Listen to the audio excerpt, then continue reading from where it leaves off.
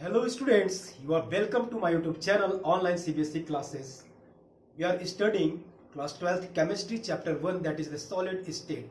And today the first topic which we are going to discuss is the dimension of unit cell. तो आज हम लोग क्या देखने वाले हैं? आज हम लोग देखेंगे dimension of unit cell.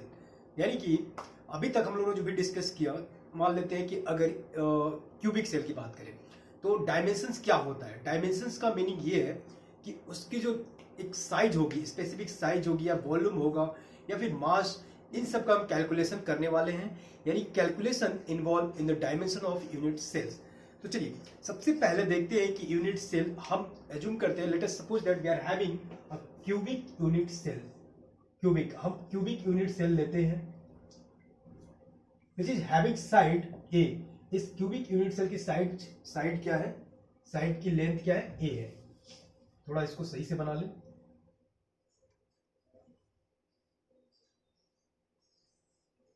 Okay, this is a cubic unit cell where these are having lattice और constituent particle।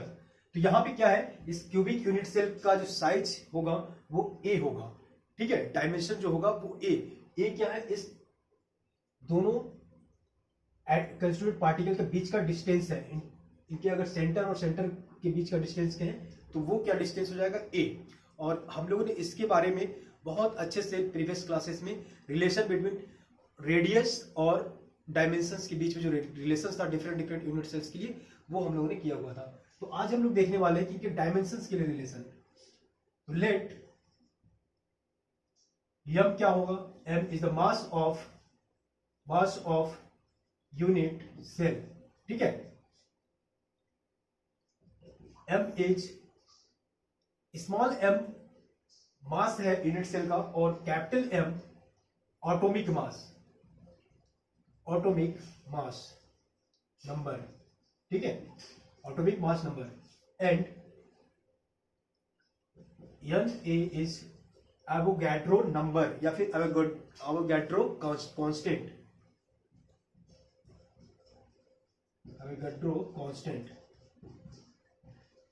ठीक है। तो अब यहां पे हमें एक डायमेंशन स्टेब्लिश करना है या फिर रिलेशन स्टेब्लिश करना है यूनिट सेल के डायमेंशन के लिए। तो late us suppose that density को अगर हम d से डिनोट करें, density of unit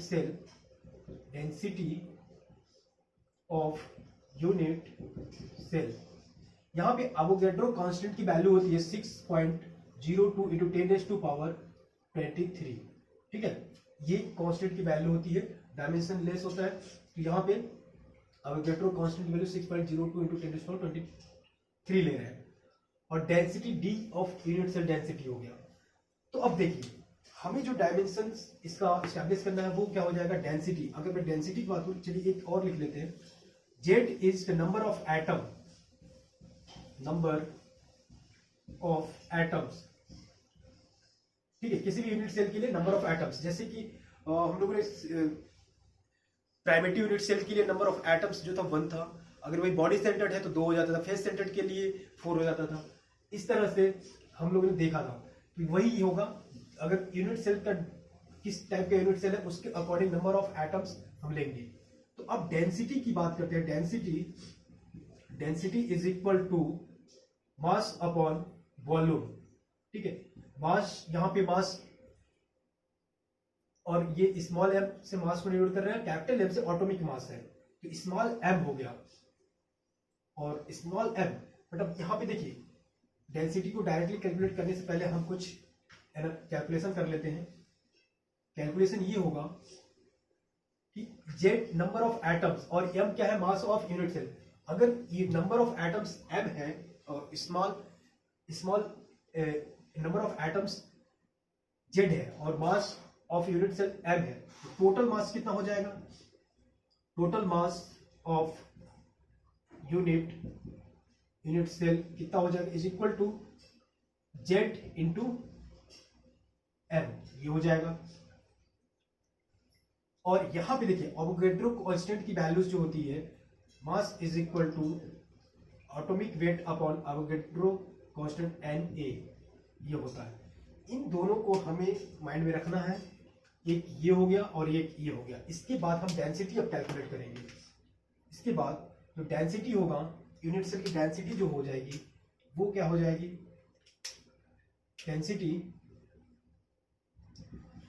density of unit cell D is equal to, density होता है mass upon volume, mass upon volume. अब यहाँ पे मास, जो टोटल मास होगा Z इंटू एम होगा, Z into M upon volume जो हो जाएगा A क्यूब। अभी हम यहाँ पे A प्राइवेट यूनिट से या फिर यहाँ पे जो हम ले रहे हैं वो क्या है, क्यूबिक है। तो क्यूबिक के लिए A इंटू ए हो जाएगा यहाँ पे, this is A also, this is A also, तो A क्यूब हो जाएगा। ओके, तो अब क्या करेंगे हम, यहां से देखिए Z is equal to number of atoms है और M मास है, तो M अब यहां से यहां पुट कर देते हैं। तो Z एज इट इज रहेगा, स्मॉल z है, और ये हो जाएगा atomic mass upon A cube into Na। ठीक है, ये डेंसिटी, वो डेंसिटी D जो हो जाएगी यूनिट सेल की, इसके लिए ये फॉर्मूला एस्टेब्लिश हो गया। तो यहाँ पे हमारे पास कितने डिफरेंट पैरामीटर्स है, 1 2 3 4 5 एंड 1 2 3 4 एंड 5, टोटल 5 है। अगर हमारे पास 4 नोन है तो हम किसी भी 1 अननोन की वैल्यू हम यहाँ से निकाल सकते हैं। तो ये हो गया dimensions of unit cell. Dimensions का मतलब कि हम इस ए क्यूब, अगर डायमेंशंस की बात करें तो यहाँ से ए क्यूब हम ला सकते हैं directly, a cube is equal to, या फिर a is equal to Z M upon D N a to power 1/3। यहां से हमारा ये डायमेंशन मिल जाएगा यूनिट सेल का। अगर सारे वैल्यूज पता है हमें, एक क्वेश्चन में दिया हुआ है, तो हम उसका डायमेंशन इजीली हम फाइंड आउट कर सकते हैं। ठीक है, तो ये आप नोट डाउन कर लीजिए, बहुत इंपॉर्टेंट पॉइंट है, इससे न्यूमेरिकल प्रॉब्लम एग्जाम्स में आ सकते हैं। ओके, तो अब हम इसके बाद नेक्स्ट देखेंगे जो कि बहुत ही इंपॉर्टेंट होने वाला है, और वो हम देखेंगे इम्परफेक्शंस। ओके, इम्परफेक्शंस क्या होता है, इम्परफेक्शंस इन सॉलिड। तो अब हम बात करेंगे, डिस्कस करेंगे इम्परफेक्शंस इन सॉलिड्स। तो ये मैं इरेज कर रहा हूं, इसको जल्दी से नोट कर लीजिए।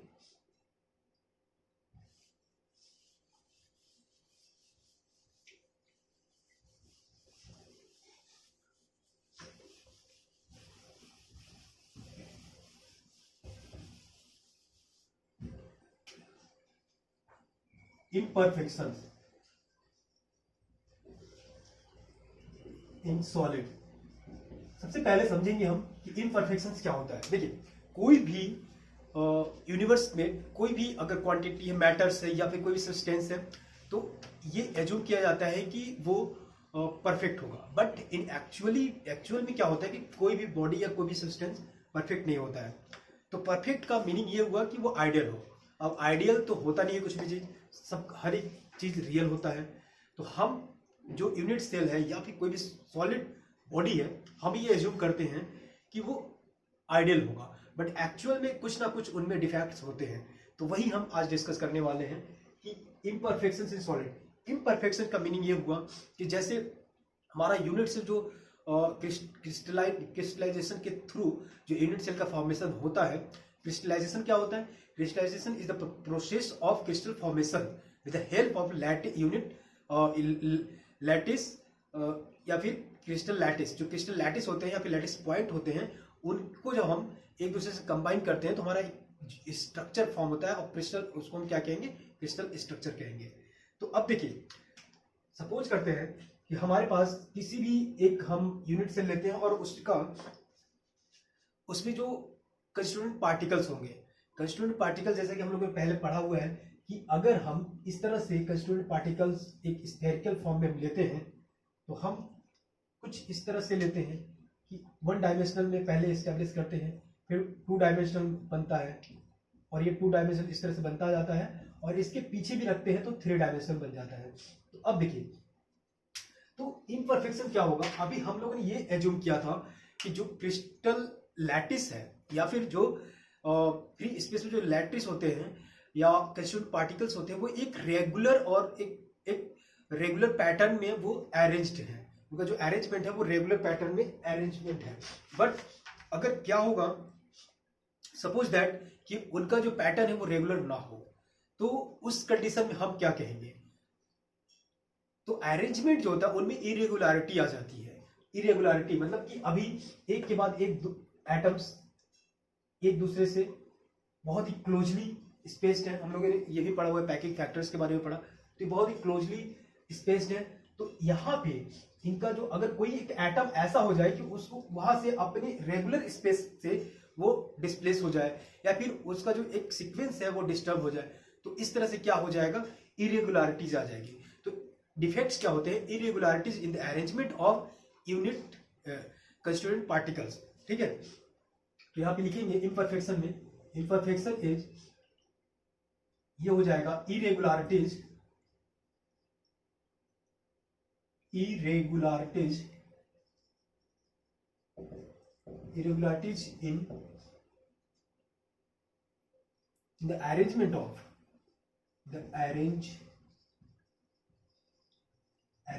of constituent particles। ये अभी मैं इरेज कर रहा हूं, फिर इसको मैं बाद में फिर से समझाऊंगा अच्छे से। irregularities in the arrangement of constituent particles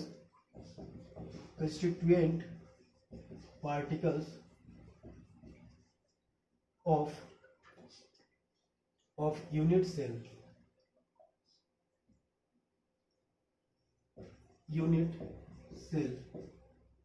ठीक है। और imperfection is also known as defects। Okay, imperfection is also known as defects। तो चलिए इसको यहीं पे हम ऐड कर लेते हैं। irregularities in the arrangement of constituent particle of unit cell is known as imperfections or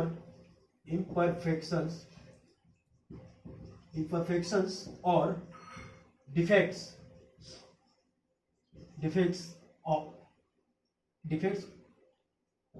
in of unit cell या फिर सॉलिड बॉडी।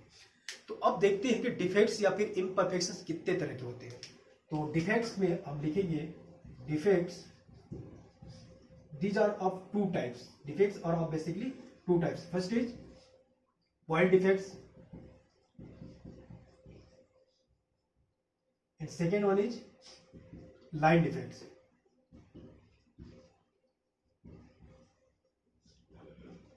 तो पॉइंट डिफेक्ट्स जो होता है और लाइन डिफेक्ट्स होता है, इनमें क्या डिफरेंस है वो देखते हैं। जो कंस्टिट्यूएंट पार्टिकल का जो अरेंजमेंट है, उनकी जो इरेगुलरिटीज होगी अरेंजमेंट की, अगर वो एक सिर्फ एक पॉइंट पे है या फिर एक सिंगल पार्टिकल का की इरेगुलरिटीज है, तो वो क्या हो जाएगा, पॉइंट डिफेक्ट होगा। और अगर टोटल लाइन जो एक एटम या फिर एक जो कंस्टिट्यूएंट पार्टिकल यानी एटम्स और आयंस एक दूसरे के साथ जो वो अरेंजमेंट होता है, उनका रेगुलर अरेंजमेंट, वो एक लाइन के थ्रू अगर लाइन के अलोंग डिस्प्लेस हो रहा है, तो वो क्या हो जाएगा, लाइन डिफेक्ट हो जाएगा। तो पॉइंट डिफेक्ट में लिखेंगे इरेगुलरिटीज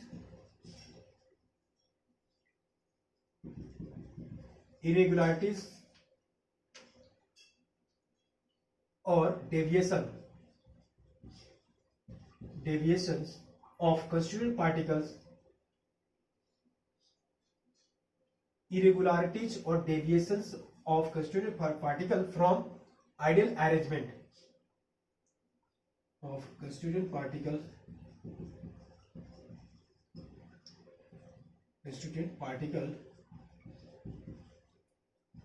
from ideal arrangement।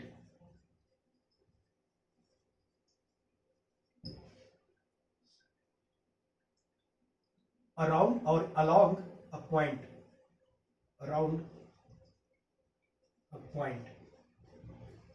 अभी कैसे होता है हम इसको समझेंगे अच्छे से। अभी आप डेफिनेशन लिखिए कि ये क्या डेफिनेशन होता है पॉइंट डिफेक्ट। इरेगुलरिटीज और deviation of constituent particles from ideal arrangement around a point. अगर किसी एक पॉइंट या सिंगल एटम या फिर मल्टीपल एटम सिर्फ अपने एक जिसका उनका जो लैटिस स्पेस होता है वो वहां से डिस्प्लेस हो जाते हैं, तो एक सिर्फ एक पॉइंट के अराउंड होता है वो क्या होता है, पॉइंट डिफेक्ट। अगर यही एक लाइन के अलॉन्ग हो, तो यही फिर से लिखेंगे लाइन डिफेक्ट्स में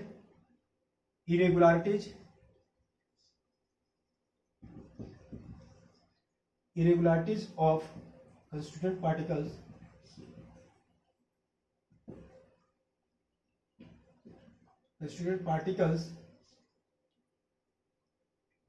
from ideal arrangement along a line, ठीक है, ये हो गया along a line, क्या हो जाएगा, लाइन डिफेक्ट्स हो जाएगा। ओके, तो अब देखते हैं कि हमारे जो इस सिलेबस में पढ़ना है, अभी आपके क्लास 12th की केमिस्ट्री में जो सिलेबस में है वो सिर्फ पॉइंट डिफेक्ट्स है, लाइन डिफेक्ट्स नहीं है। तो हमें सिर्फ पॉइंट डिफेक्ट्स के बारे में पढ़ना है, लाइन डिफेक्ट्स के बारे में नहीं पढ़ना है। तो अब हम पॉइंट डिफेक्ट्स के बारे में देखेंगे कि पॉइंट डिफेक्ट्स कितने टाइप्स के हो सकते हैं। तो पॉइंट डिफेक्ट्स का जो क्लासिफिकेशन होगा, वो पहला जो होता है वो स्टाइकोमेट्रिक डिफेक्ट या फिर नॉन स्टोइकोमेट्रिक डिफेक्ट।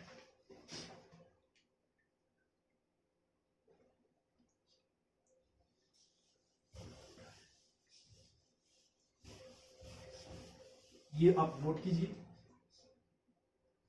अब हम पॉइंट डिफेक्ट्स को डिटेल में डिस्कस करेंगे कि पॉइंट डिफेक्ट्स होता क्या है, डिफरेंट पॉइंट डिफेक्ट्स। तो यहां पे पॉइंट डिफेक्ट्स के बारे में लिखेंगे, पॉइंट डिफेक्ट्स। पहला जिसके अकॉर्डिंग हमें क्लासिफिकेशन करना है वो हो जाएगा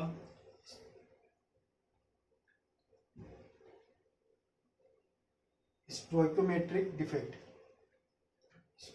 स्टोइकोमेट्रिक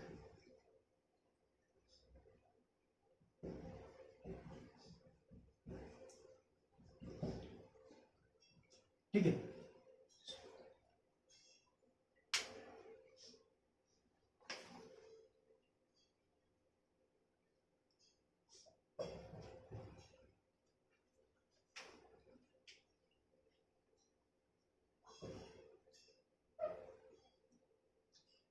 चलिए अब हम ये देखते हैं कि स्टोइकोमेट्रिक डिफेक्ट के अंदर में और क्या क्या हो सकते हैं। पहला जो होता है इसके अंदर में पॉइंट डिफेक्ट्स का जो फर्स्ट जिसके अंडर में हमें क्लासिफिकेशन करना है वो है स्टोइकोमेट्रिक डिफेक्ट। स्टोइकोमेट्रिक डिफेक्ट में क्या हो जाएगा, पहला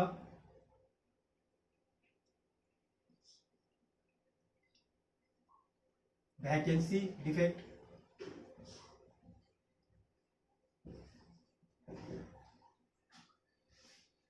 वैकेंसी डिफेक्ट क्या होता है, चलिए इसको हम एक एग्जांपल से समझेंगे तो ज्यादा बेटर होगा। सपोज करते हैं कि हमारा जो एक कंस्टिट्यूएंट कोई भी एक हम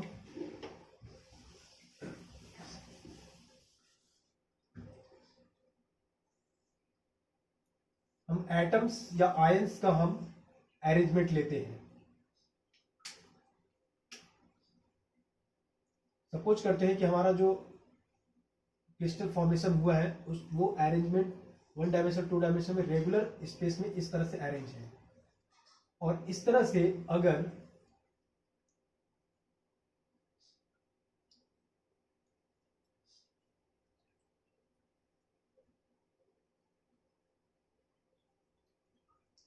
देखिए वैकेंसी डिफेक्ट्स का मीनिंग ये हुआ कि यहां पे एक एटम और यहां पे एक एटम नहीं है, वैकेंट है।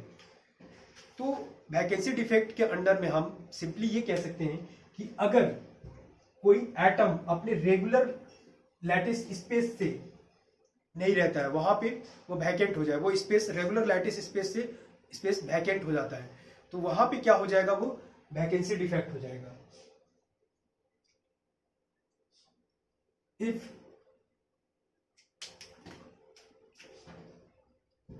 if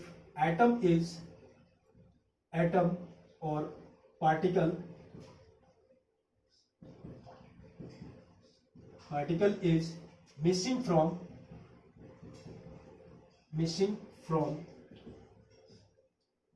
its lattice point, from its lattice point, then that is known as vacancy defect. तो यहाँ पे देखिए, अभी जो हम लोग डेंसिटी की बात किए, तो इस केस में क्या हो जाएगा, डेंसिटी यूनिट सेल की डिक्रीज हो जाएगी, और अगर यूनिट सेल की डेंसिटी डिक्रीज हो रही है तो पूरे वो जो सॉलिड रहेगा उसकी भी डेंसिटी डिक्रीज हो जाएगी।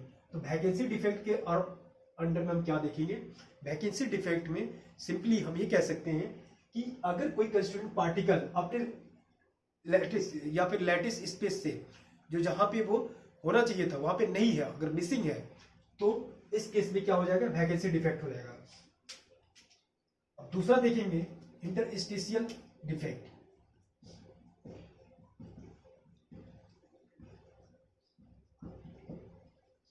इंटरस्टिशियल डिफेक्ट, इसमें क्या होता है, if a constituent particle takes displace, अगर कोई कंस्टिट्यूएंट पार्टिकल अपनी क्रिस्टल लैटिस जो उसका पॉइंट होता है, लैटिस पॉइंट से अगर डिस्प्लेस होके इंटरस्टिशियल स्पेस में शिफ्ट हो जाता है। अब ये कैसे होगा, अब ये देखते हैं, चलिए इसको लिख लेते हैं। इफ एटम और पार्टिकल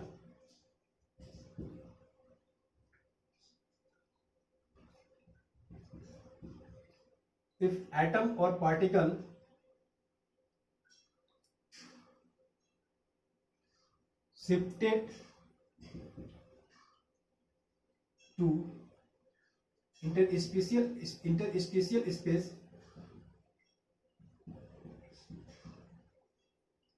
space from its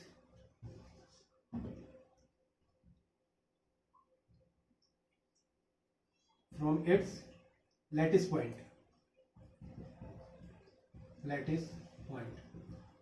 देखिए इसमें क्या हो रहा है, इंटरस्टिशियल स्पेस क्या होता है, इंटरस्टिशियल स्पेस क्या होता है कि इसको भी हम फिर एक एग्जांपल के थ्रू समझेंगे।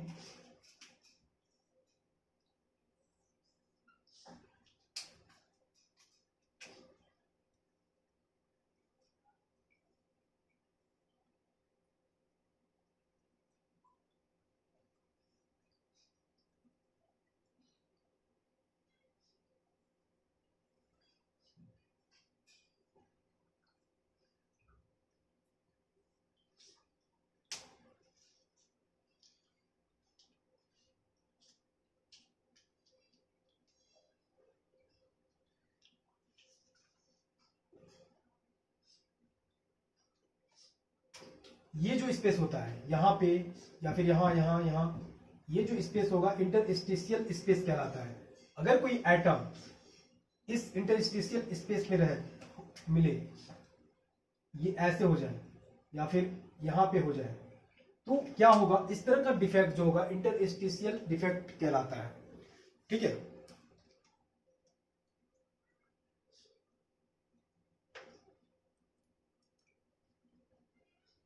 तो अब यहाँ पे इंटरस्टिशियल डिफेक्ट में सबसे इंपॉर्टेंट पॉइंट क्या याद रखना है, ये एटम, ये जो एटम है ये तो यहाँ रहेंगे अपने, लेकिन बीच में कोई एक एटम, उनका जो लैटिस पॉइंट है, ये लैटिस पॉइंट है, इस पॉइंट पे तो एटम है, लेकिन इंटरस्टिशियल स्पेस, ये जो बीच में स्पेस, उनके बीच में जो स्पेस खाली रहता है, वहां पे अगर पोजिशन ले लेता है, तो उस कंडीशन में हम क्या कहेंगे, इंटरस्टिशियल डिफेक्ट कहेंगे।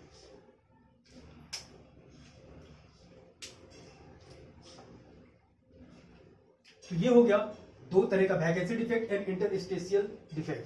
अब इन्हीं दो वैकेंसी और इंटरस्टिशियल डिफेक्ट्स को हम अगर कंसीडर करते हुए दो डिफरेंट टाइप के और डिफेक्ट्स हैं। पहला है फ्रैंकल एंड दूसरा है शॉर्टकी।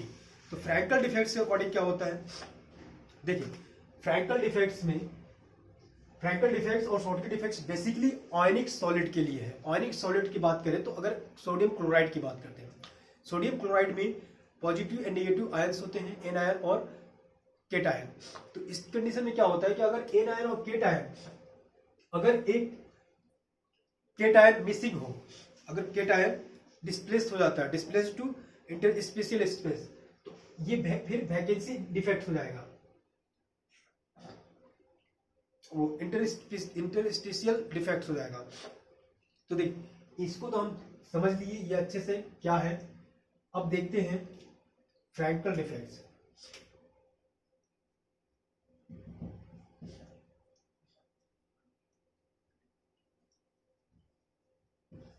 फ्रैंकल डिफेक्ट्स,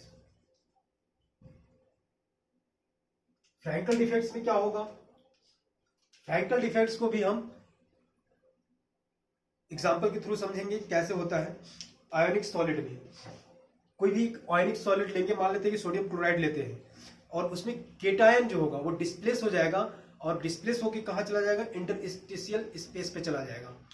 तो उस कंडीशन में क्या होगा कि जो जहां पे वैकेंसी कहां पे क्रिएट हो रही है? उसके इंटरस्टिशियल स्पेस में वैकेंसी क्रिएट हो रही है, लेकिन वही वहां से डिस्प्लेस होके वैकेंसी कहाँ क्रिएट होगी? उसके लैटिस पॉइंट पे, ओरिजिनल जो लैटिस पॉइंट था वहां पे वैकेंसी क्रिएट हो जाएगी, लेकिन वो एटम डिस्प्लेस होकर इंटरस्टिशियल स्पेस पे चला जा रहा है। तो डेंसिटी क्या होगी? कांस्टेंट होगी। इस केस में डेंसिटी क्या हो रही थी?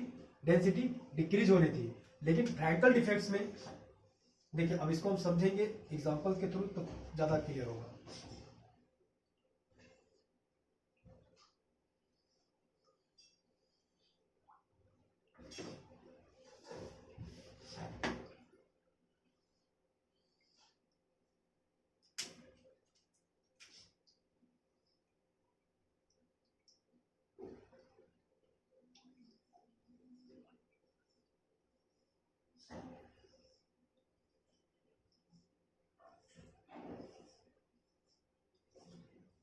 ठीक, अब यहाँ पे हम इस तरह से केटायन एनायन केटायन एनायन इस तरह से बना रहे हैं।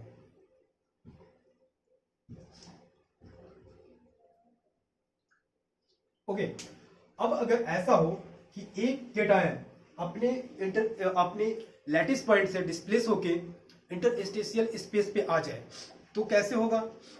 देखिए, केटायन अगर हम मान लेते हैं ये यहां से डिस्प्लेस होके इंटरस्टिशियल स्पेस पे आ गया, और वो कुछ इस तरह से यहां पे बैठ गया आके, और यहाँ पे प्लस था तो ये प्लस हो गया।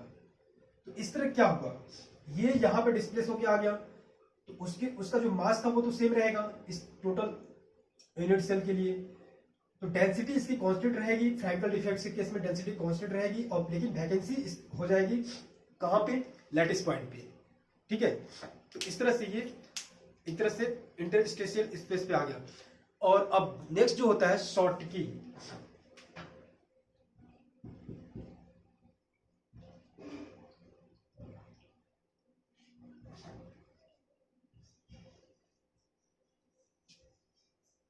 शॉर्टकी डिफेक्ट्स, शॉर्टकी डिफेक्ट्स में क्या हो जाएगा? इसमें जो होगा, अभी यहां पे सिर्फ हम एक देखे थे केटायन डिस्प्लेस हुआ था। अब शॉर्टकी डिफेक्ट्स में क्या होगा? केटायन प्लस एनायन दोनों एक पेयर में डिस्प्लेस हो जाएंगे, अपने मिसिंग रहते हैं, डिस्प्लेस नहीं होगी, सॉरी मिसिंग रहेंगे। तो मिसिंग रहेंगे तो वो कैसे होगा?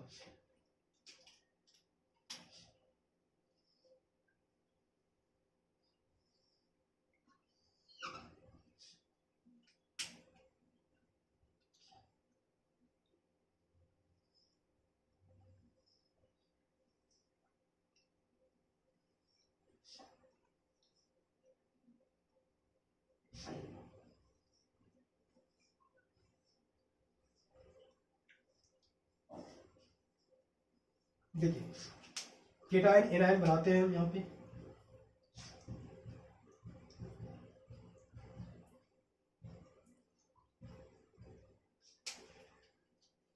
अब अगर हम ऐसा कर दें कि एक एनायन और एक केटायन, ये दोनों अपने लैटिस स्पेस से मिसिंग है, यहाँ पे नहीं रहेंगे, और ये जो मिसिंग है इनको हम कुछ इस तरह से बना देते हैं।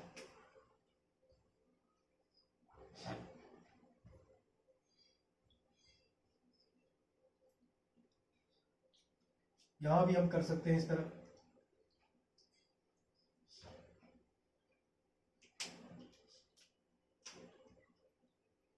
ये क्या हो गया? फ्रैंकल डिफेक्ट्स में सिर्फ केटायन जो था वो अपने लैटिस पॉइंट से डिस्प्लेस हो गया था कहाँ, इंटरस्टिशियल स्पेस पे।